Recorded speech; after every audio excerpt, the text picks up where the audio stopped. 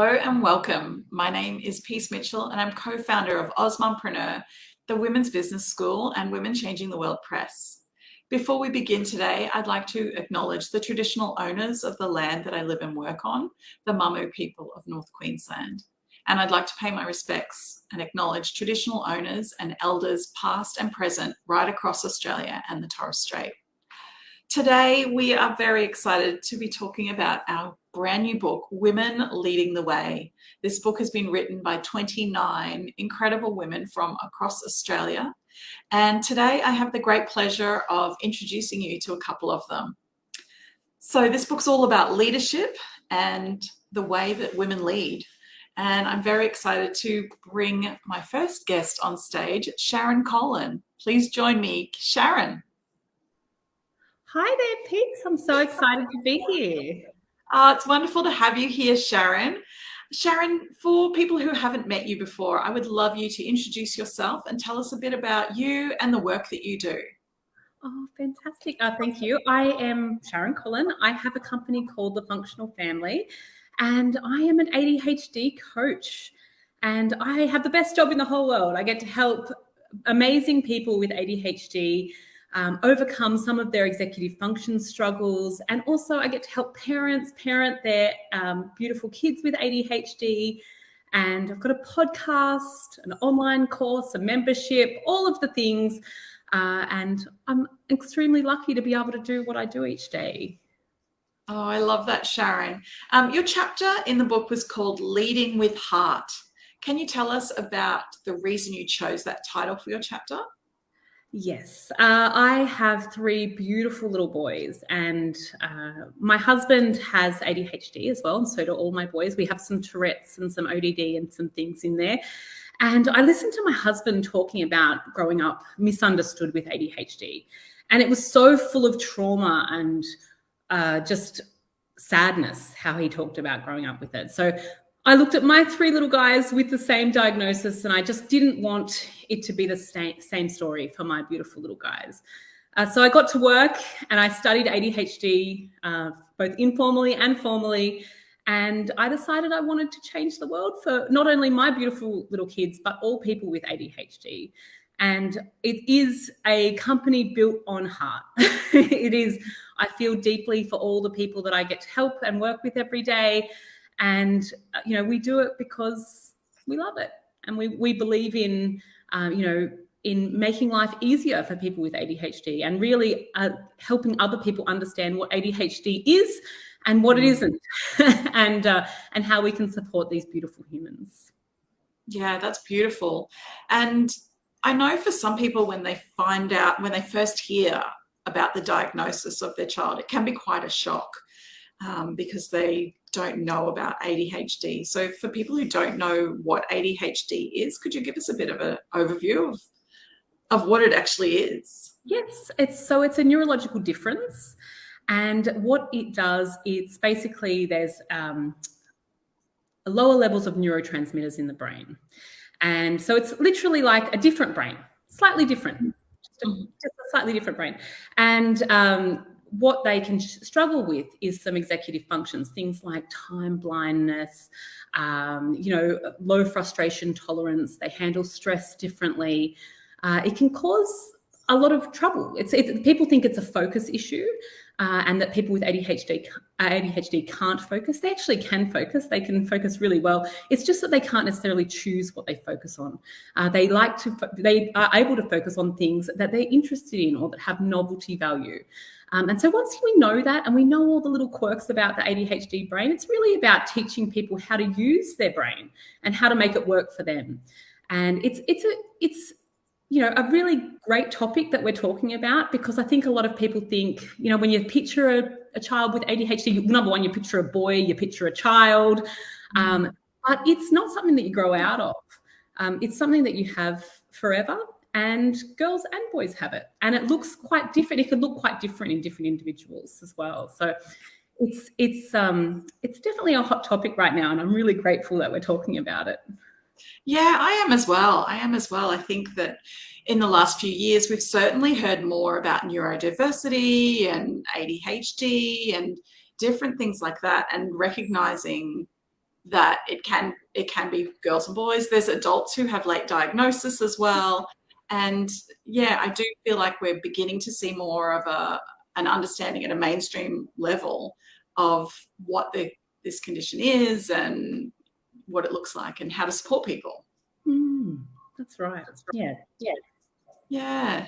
So in your chapter, you talk about leadership and focusing on how you want to feel. Can you tell us a bit more about that? Yeah, sure. So I think for a long time, and I guess I'm not uncommon in the way that we always look at, we think about how we want the future to look. We picture it in our head, how we want the future to look. But so much of what motivates us to be a leader or to propel our business forward is actually about how we want to feel in that moment. It's very well to look at how, like, we've got this big picture idea of how we want it to look. Perhaps we want to serve this many clients or be this successful in our business, but actually we are in the position of building a business for how we want to feel. And I draw on that because people with ADHD lead with their emotions. They are very they often can't hide their emotions very well. And so I've taken a lesson from working with them that we should all be a little bit like that. We shouldn't hide how we want to feel in our leadership. We should lead with our emotions. If there's a certain way that we want to use our emotions, or we want our future to feel like, then we should be able to harness that and create the future that we want, that feels good to us, not looks good to someone else or looks good on social media, but actually feels nice to be in. Oh, I love that so much. And I think one of the true advantages of being an entrepreneur is that we get to decide what kind of business we want. We get to completely create it. And so really focusing on how we want to feel and then working back from that makes a lot of sense to me. We forget that we're in charge of our, especially our entrepreneurial journey, or even our whole careers, even when you're working for another company. Like, we are in charge. We've got options. Yeah. And when we fail, like I always think this is a great thing to teach our kids as well. We can teach our kids that they can fail spectacularly. And there's not too much that you can't come back from, right? You can always get up and try something else. And I always want to teach my kids that they can fail and they can do the repair and they can start again. Yeah, no, I love that. And the idea of focusing on how we want to feel and then, creating that reality for ourselves. You also talk about the fact that we should focus on the things that interest us. Can you tell us about that? Yeah, so I am terrible at maths, right? I'm terrible. It doesn't interest me. I didn't even do it in my HSC because I knew it was going to take my score down. And I don't even know my husband's phone number at this point, right? My brain does not remember numbers.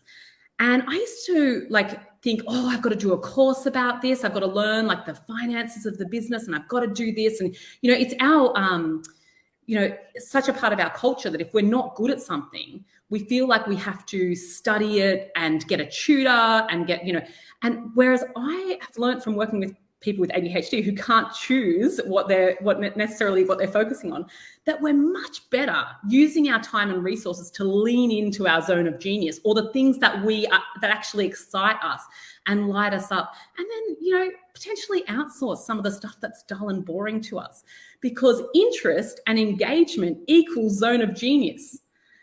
So we want to lean into the stuff that we are really good at and maybe get rid of some of the stuff. Or maybe it's not necessary. Maybe we can outsource it.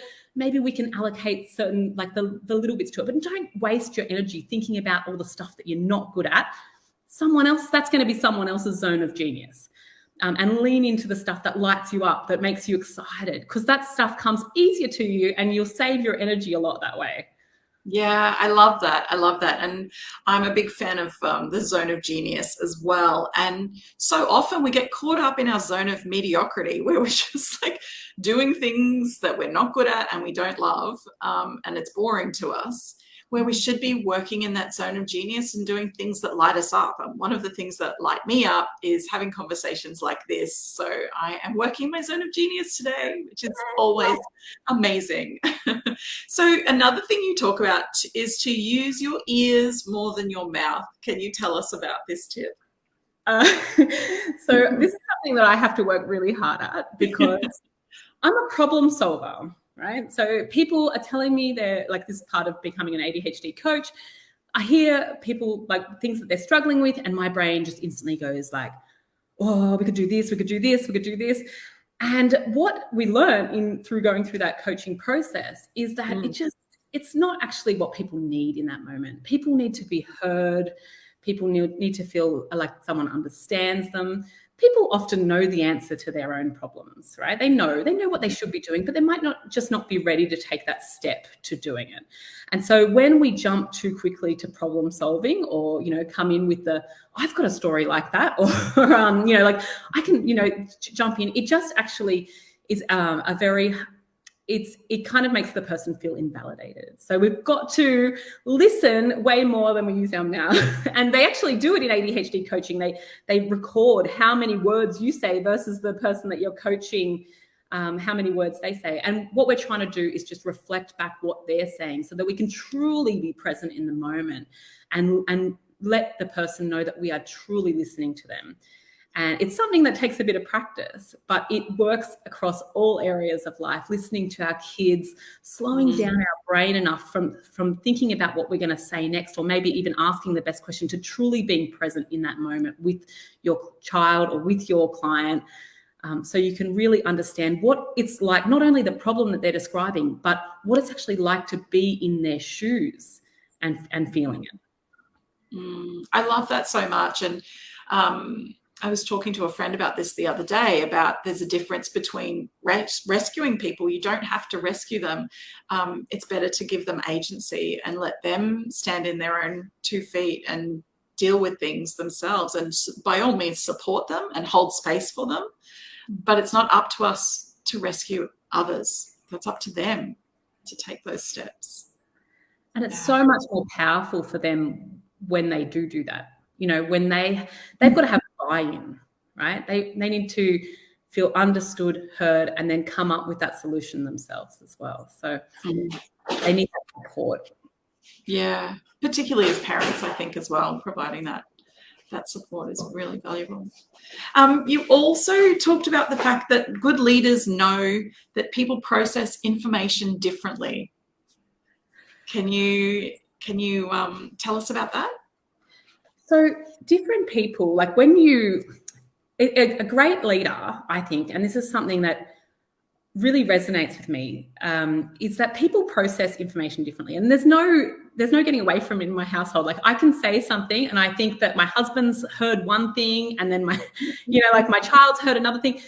Everyone processes information differently, and different people need different modalities to be able to process information. So some people need, like, they're visual learners. They need to see it drawn up, or they need to be able to, have an image for it.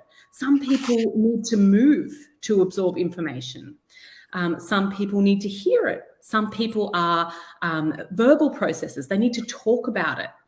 And when you're looking at it from a leadership capacity, and we all kind of automatically assume that everyone processes the same way that we do, but to get the best out of your team is to respect that everyone has their own little ways of processing things. So it's great to just be aware of that, and to ask people how they like to process information. Sometimes it's just about giving them that space to be able to absorb what they need to absorb and process, and then come up with the solution. I know for a lot of us, verbal processing is a huge part of being often being a woman, being an entrepreneur. We need someone to just discuss it out. And that's why your community piece is so incredible, because you've got those people to verbal process with if you need to, if that's how you process information. Yeah, I know that I learn better by talking about things. And even when I was at university, when I was studying, like, I'd write the things down and read things. But when I talked about it with a friend, that was when I took the information in and gave myself better understanding. But yeah, and I've seen that kids learn differently as well. My kids are all very different and process information in different ways. So yeah, that's a really good point that we all need to be aware of. That everyone processes things differently. Well, thank you so much for being here today, Sharon. I've really loved chatting with you, and I loved your chapter in Women Leading the Way. And if you would like to grab a copy of this book, if you're watching today, the link is in the comments below. And I would love you to order a copy of Women Leading the Way. All proceeds from sales of this book go to supporting marginalised women to access business education. Well, thank you so much, Sharon. It's been wonderful chatting with you. I'd now like to welcome our next guest to join us, Fiona Holmstrom. Thanks, Sharon. Hi, good morning. Hello, how are you? I'm really well, thanks, Peace. And yourself? Yeah, I'm good. I'm good. So Fiona, for people who haven't met you before, I would love you to introduce yourself and tell us a bit about the work that you do. Yeah, sure. Be my pleasure. Well, as you know, my name's Fiona Holmstrom. I'm the co-founder of STEM Punks. And STEM Punks is an education company. And for those who may not know what STEM stands for, it's an acronym for science, technology, engineering, and maths.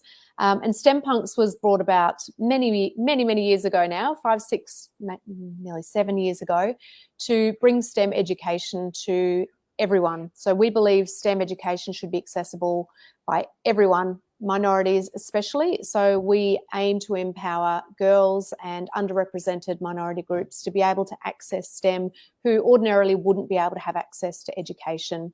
And we do that through a few different ways. We do it online through our online courses. And we also operate in person in schools. And we do events as well, which we're doing a lot more of internationally. And we started in Brisbane here in 2016-17. And now we're all over the world. We've got an office in the USA and we've got classes happening in the Middle East. At the moment, we've got people in South America, in Asia, US, etc. So we're pretty much starting to grow globally and make sure that there are children everywhere who can have access to STEM, because STEM skills are needed in the future workforce where there's a huge skills shortage. Yeah, absolutely. Absolutely. It's an incredible business that you've built, and congratulations on going global. I hadn't realized you were in quite so many countries, but that's really exciting. Thank you. So one of the things you talk about in Women Leading the Way in your chapter is girls in STEM. Why is it so critical that girls are excited and learning about and, keeping up with boys when it comes to STEM education? That's a great question. I guess the first thing to address there is that girls are just as capable and competent, if not more so, than boys. However, a lot of people have this stigma that STEM is a boys' thing. And that's a fairly complex thing, that are the reasons behind that. That stigma is deep-seated. If you go back to the 1950s, where students were asked to draw a scientist, over 95% of them drew a man. So things like that become quite ingrained. And even now, 70 years later, we're trying to shift those perceptions and those and dispel those myths, because there's a saying, if you can see it, you can be it.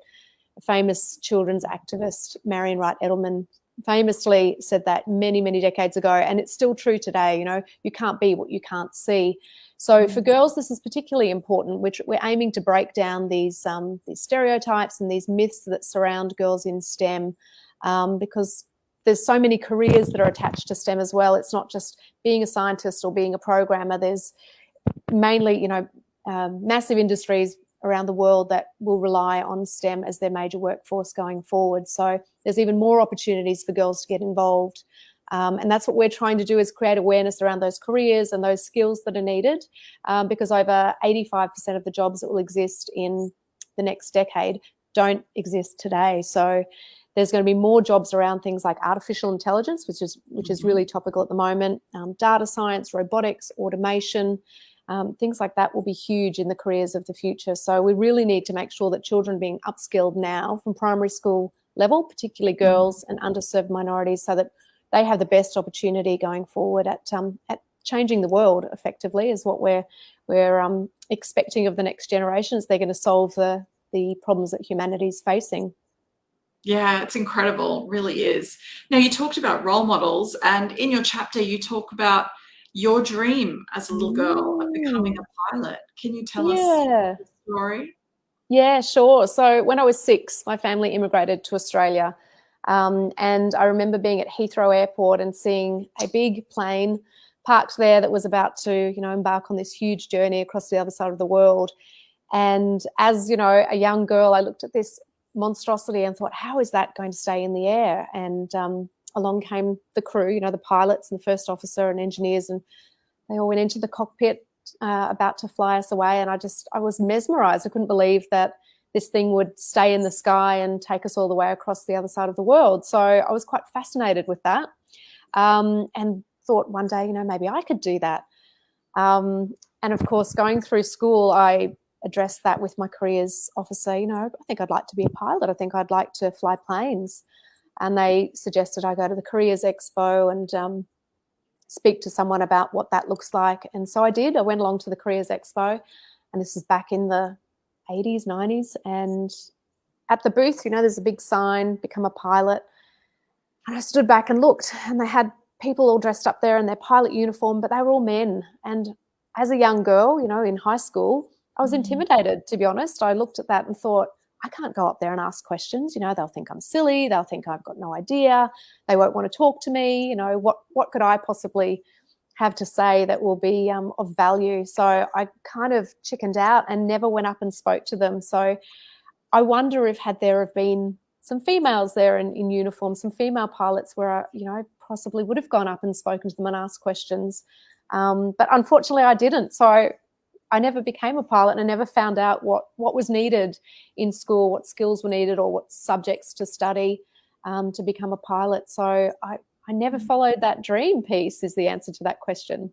Yeah, and that's devastating to me that you had that dream and then yep, you can't be what you can't see, and there weren't people to support you through that. But I do love that with STEM Punks, you have a NASA astronaut who is part of what you do as a role model for the girls. Yes. Can you tell us about that?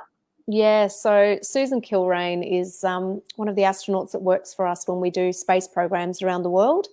And I had the honour of meeting her last year, and she's so inspirational. Before she became a NASA astronaut, she was a pilot, and she actually just said to her parents, I want to be an astronaut. And back then in those days, there were only male astronauts. There were no female astronauts. Even pilots that were female were very rare. And her mum and dad simply said, okay, go and do that. No one said to her, don't do that, or that's going to be too hard, or that's not a job for girls. She was encouraged to do so, and she sought out, role models and people who'd been there and done that before. And she progressed through the ranks of being in the Air Force and doing I think she piloted over 30 different aircraft, something incredible like that. And then she was the youngest female commander of the space shuttle. So incredible story that she has. And she has the job with us where she goes and inspires the next generation in careers through all fields in STEM, not just to become an astronaut, but other fields of STEM as well. And she does that at events around the world. We've got one in Australia coming up later this year. Middle East, UK, US. Susan's going to be there talking to children, telling them about her journey, telling them about what she's done to be where she is today. So she's quite phenomenal, and we're really, really blessed to have someone so inspiring that does this work for us to help children. Yeah, that's fantastic. So good. In your chapter, you also talk about the importance of inspiring your team to fail. And, you've built an incredible business, but I'm sure there have been plenty of challenges along the way and setbacks. Can you tell us about that? That's true. Very true. And I think going on what you said earlier about being an entrepreneur, you have that luxury of choosing the life you want to lead and, deciding how your life will look. And that life will invariably include failure, because that's how we get to success faster. So one thing we teach children is the innovative and creative mindset involves failure, and it's essential. And the faster that we learn to fail and embrace failure, the faster we'll succeed, which kind of goes against the schooling system when you think about it, because we're set up to believe that it's a pass-fail world. We do tests and exams at school, and you get a score or you get a pass or a fail. And we're kind of conditioned that failure is bad, but in fact, the more that we can learn to fail and the faster we can fail and fail forward, then the better our journey to success will be. And just normalizing failure as part of any prototyping journey or business journey really is what will get us to our goals faster. Yeah, absolutely. And you talk about inspiring your team to fail. It's something to embrace failure yourself as an entrepreneur. But what happens when you're working with a team? Can you tell us about leadership and teams and embracing failure? Yeah, sure. So something we do all the time at STEM Punks is rejuvenate our programs. So as education trends change and technology trends change, we need to keep abreast of latest developments. So that means testing our programs before we take them out to the market, testing them here in-house in our R&D facility or in our studio, testing them on a select audience first, so beta testing, whether it's an online program or an in-person program. We need to make sure that our teachers are across what they're teaching. So we will set everyone up to know exactly what they're doing and what happens if technology fails, what happens if we're in the wrong place at the wrong time or the program doesn't work. So we're always making sure that we're ahead of the 8 ball in terms of delivery of those programs, because we don't want to be at a huge event, then all of a sudden nothing works. So our team are all teachers, just for anyone that's not aware of what we're doing. All of our team are professional qualified teachers, and when they're going out and delivering our education programs, they've already tested that program several times over before they go out into the field and deliver that. So not only do they know their craft really well, but they're set up to fail, and they know that it's possibly part of something they can't control, technology. It might be the Wi-Fi drops out, so including backup options and just being really prepared.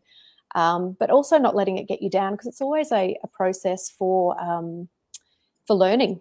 Failing is helping you to learn faster and to learn more skills, to think on your feet, especially when you're in front of a classroom of children.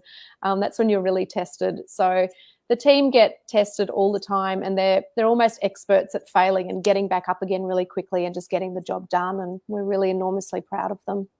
Yeah, that's fantastic. Well, thank you so much for being here today, Fiona, and chatting with me. And thank you so much for your chapter in our new book, Women Leading the Way. It's very inspiring. My pleasure, Peace. Thanks for having me. Thank you. I'd now like to welcome our final guest today, Molly Foley. Please join me, Molly. Hi, Peace. How are you? I'm really well, Molly. How are you? Oh, so excited. Dream come true to be here right now and, sharing the panel with so many inspiring other co-authors. Yeah, it is. It's so good. Molly, for people who haven't met you before, I would love you to introduce yourself and tell us a bit about you and the work that you do. Sure. I'm Molly Foley, and I am so honored to be on the panel today as the published co-author of Women Leading the Way. This has been an amazing dream in the making. Been wanting to become an author and share my life stories for so many years now, but kept putting it off. And then I had this opportunity, thank you, Peace, that came my way, and I had to do it. I could not keep putting it off, and I thought, this is the time and this is the year that it needs to happen, and so excited that I've done it. And we have a book there. So in terms of my story, well, it is quite a long story. I was born in Mauritius, came over to Australia when I was about 15. I've been in Melbourne most of the time, so I've lived here for 23 odd years now. What got me out of Mauritius was the dream to become a pilot, actually. So just listening to Fiona before, I was thinking, oh, that's such a shame that, you have those dreams as a little girl, and there's so many hurdles. And then I was thinking, the thing that for me pushed me was my dad was a senior police officer. So I was playing dress up with his uniform since I was a little kid. I had the hat and I had the police uniform and that had all the braids and everything.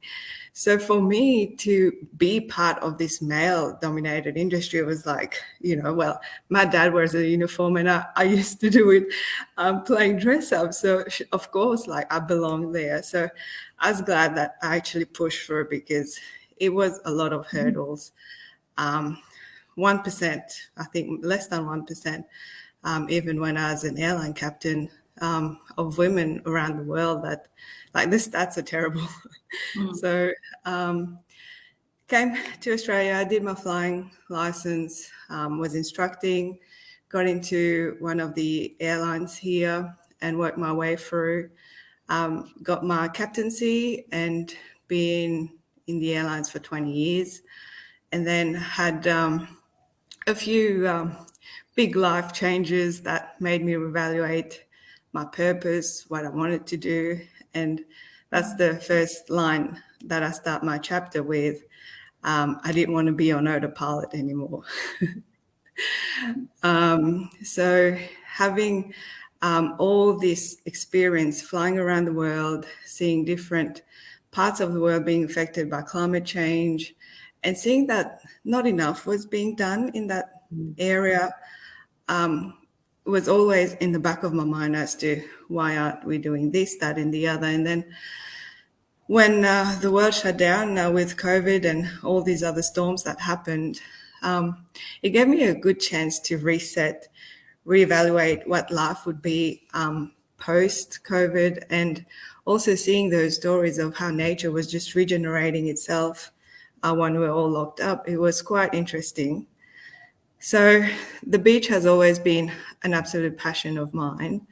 And then with the oil tanker disaster that happened in Mauritius, that was really, really heartbreaking. So for me, then the focus was like, okay, I've got all this experience, all that tech behind battery and charging and all that. How can I apply this lifetime of experience, knowledge into something that I can change and help, not just Mauritius, but the other islands in the world that are having such a more pressing issue in terms of sea level rising and all those other things. So together with my husband, we co-founded Fully, which is fully electric, but is also my last name without the double E. And that's the tech that we brought from aerospace and all that into smart charging technology that looks after your two-wheel EVs. We went down that market because two-wheel EVs displace 5 times more oil than any other vehicle category. And it's how the mass population move around.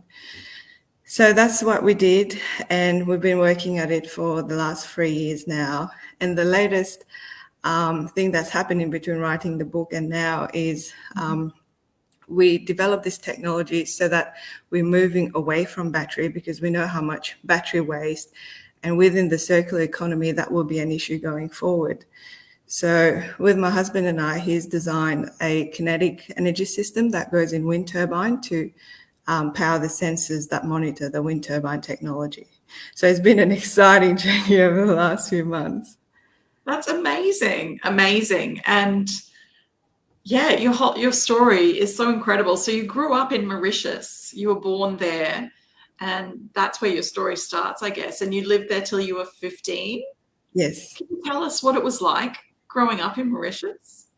Well, it was like Moana. I get called Moana a lot, but I do feel to some extent it's quite relative in terms of just, it's the beach life, the fishing village, and the huge sense of community because everyone knows everyone.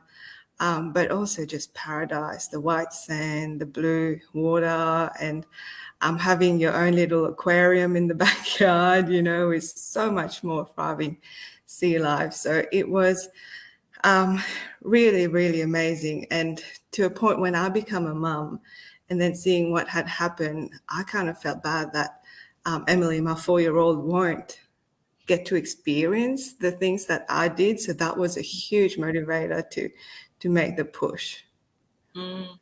And you know, your career as a pilot, you're one of the youngest female pilots in Australia.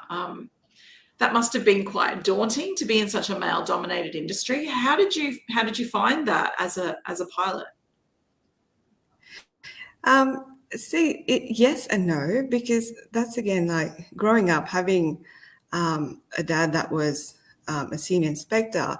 I was always there. So after school pickup and all that, I'd wait for him while he finished work, and sometimes I get picked up in the police car, and I felt like, you know, I was one of the boys. So growing up in that environment certainly helped.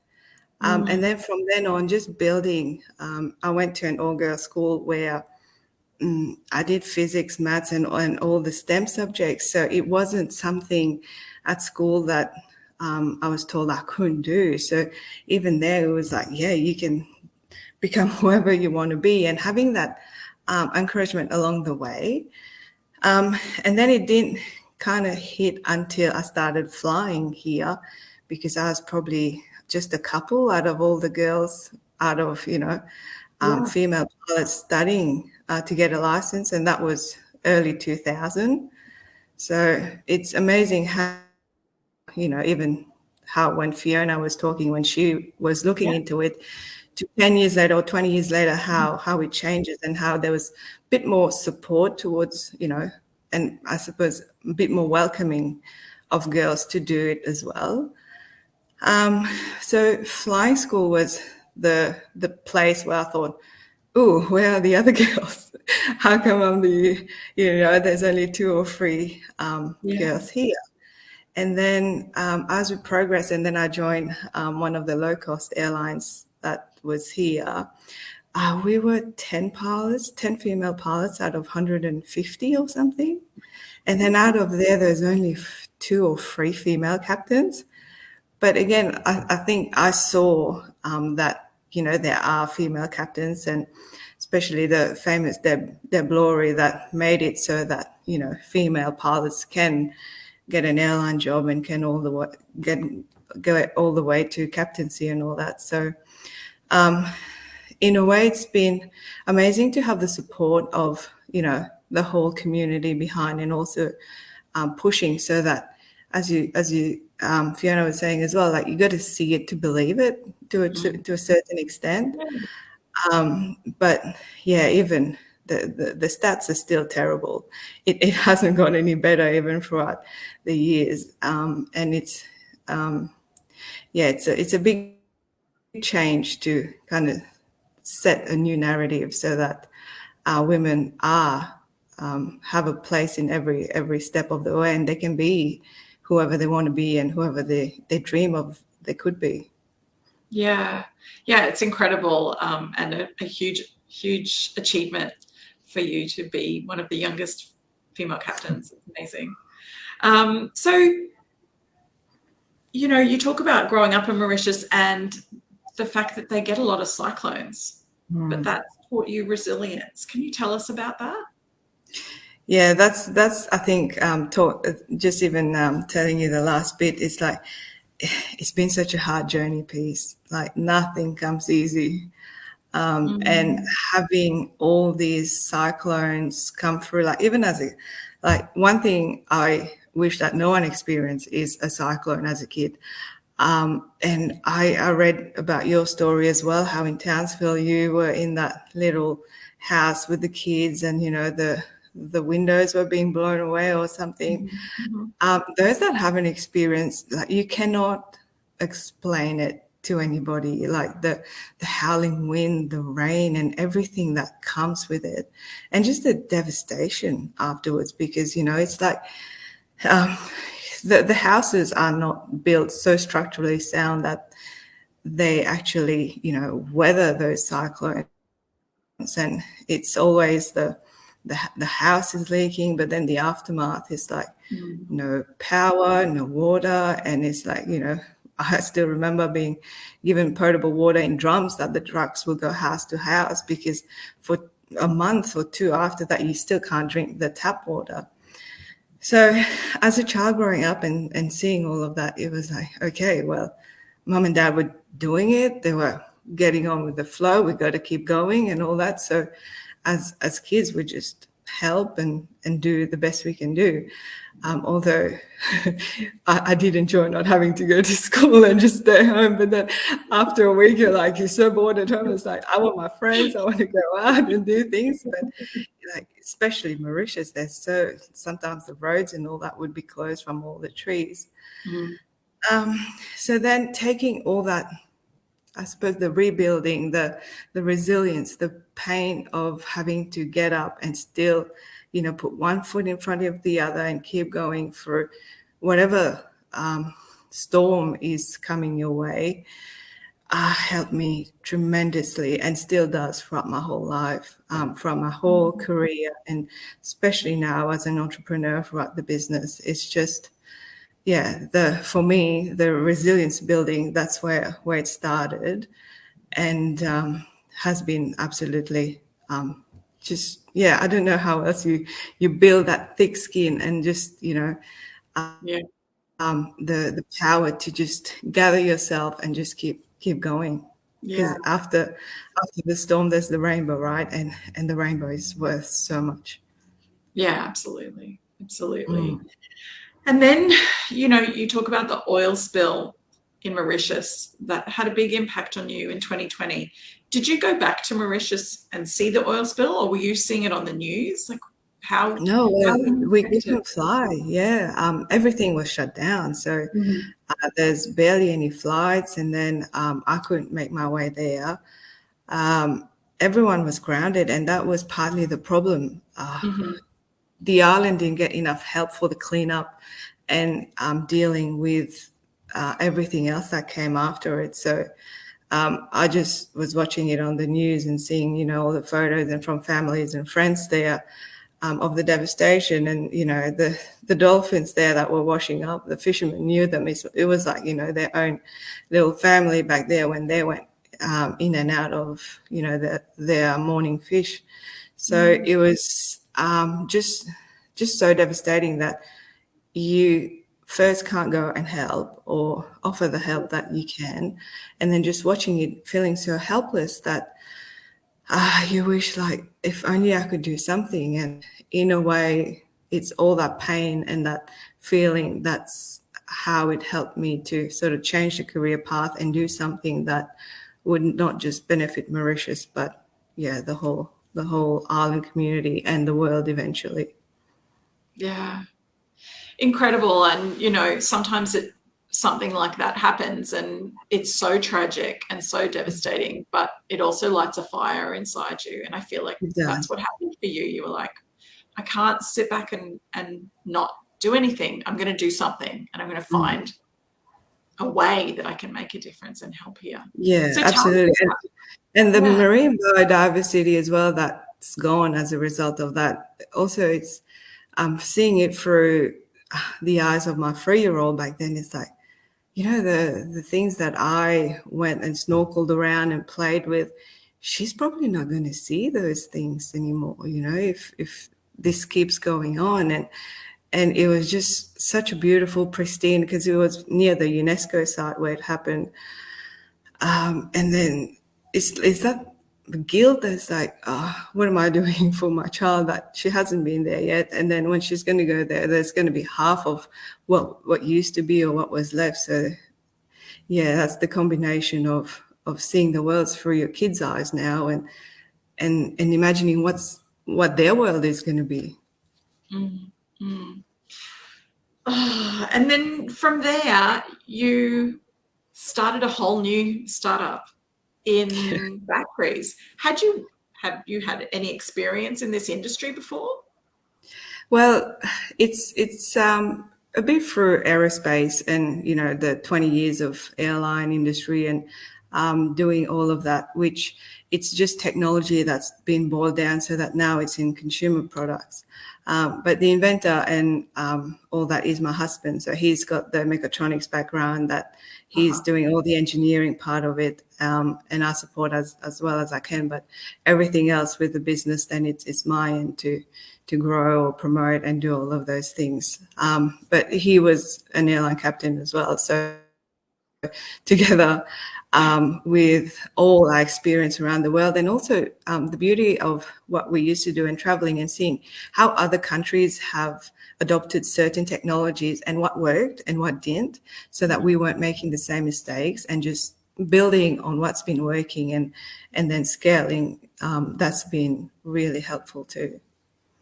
Yeah, it is interesting when you go to other countries and see that, you know, the charging points for electric vehicles, they have lots more than we do in Australia. We do seem to be behind the 8 ball in some of those areas. But it's amazing that you are working in this space now and developing batteries and doing this. So you talk about leading with your superpowers. Can you tell us about that? Yeah, absolutely. It's a bit like how we're talking about with the zone of genius, right? You just, I think you have to find it within yourself, what you're really good at and what brings you so much joy. And what you know when you do is just snowballs and gets more, you know, likes, exposure and everything. And then just really honing on it and just owning it. And the results is just so satisfying. Instead of, you know, just kind of grinding your way into not something that you don't enjoy, and then other people around you can see you struggling and you're just frustrated, and it's just it doesn't get the same results. So if you kind of need to dig deep and find what you're really good at, what you enjoy, make that your superpower, and stay in your zone of genius, and it's magic that comes from there. Yeah. Oh, I love that. I love that. You also talk about leading through failure, and that's something we've talked about today with Fiona as well. But can you tell us your perspective of leading through failure? Well, I feel like the path to success is through failures. You will have a lot of hurdles, a lot of things that you will not get the first time, but it's not beating yourself. And I use the analogy when, you know, a baby's first learning to walk.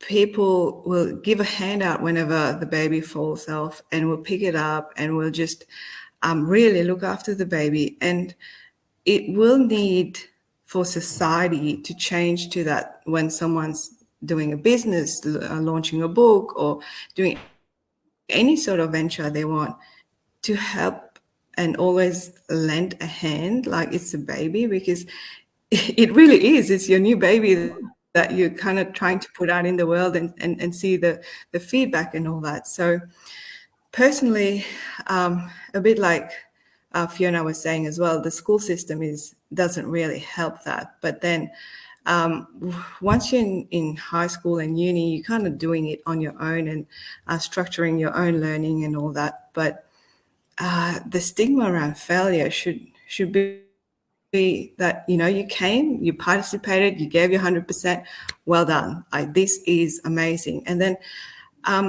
people themselves, then the narrative starts to change. It's like, oh, I can still go.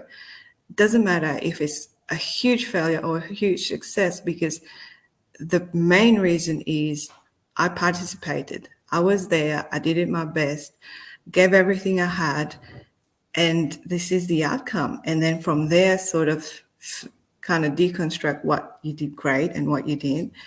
But in everything you do, you will fail, and it's just the next stepping stone to success.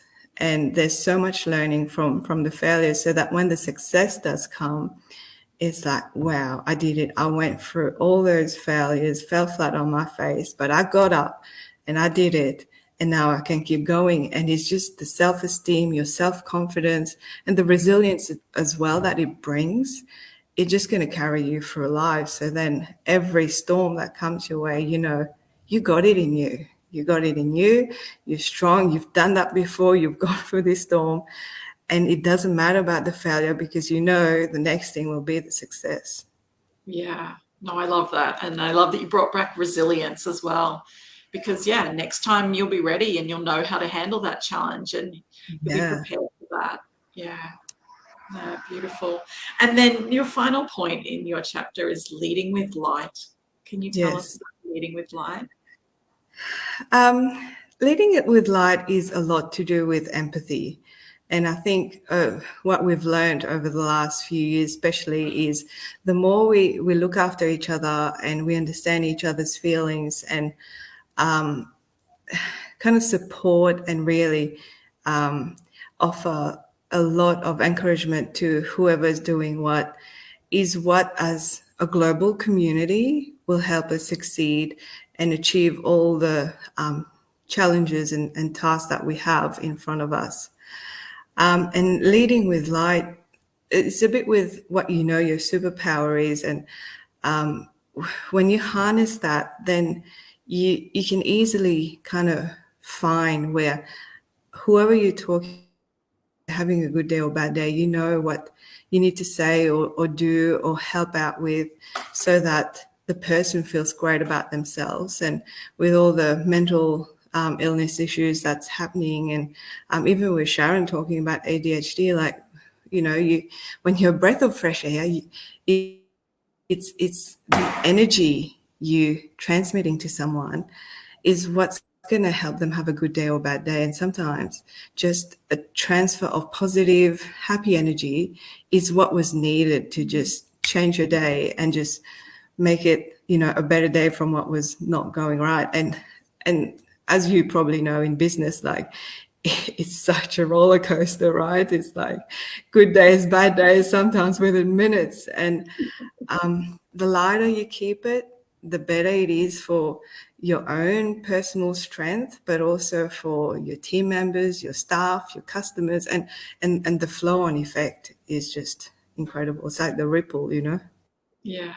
Oh, I love it so much. I love it. Lead with light. I'm going to take that with me all this week. I think it's such a beautiful concept. Oh, well, thank you so much for being here today, Molly, and chatting with us. I've just really loved our conversation, and I loved your chapter in our new book, Women Leading the Way. And yeah, thank you for being here. Thank you to everybody who's joined us live, tuning in, and everyone watching the recording as well. And thank you to our other authors who joined us today, Sharon and Fiona. Now, if you don't have a copy of this book yet, pre-order copies are available. Just order through the link in the comments at osmompreneur.com/women leading the way. And that concludes our session today. And we do have more festival happening though this week with chapter readings and workshops. So please tune in. Thanks, everyone. We'll see you again soon. Bye. Thanks, Pete. Thanks, Molly. Bye.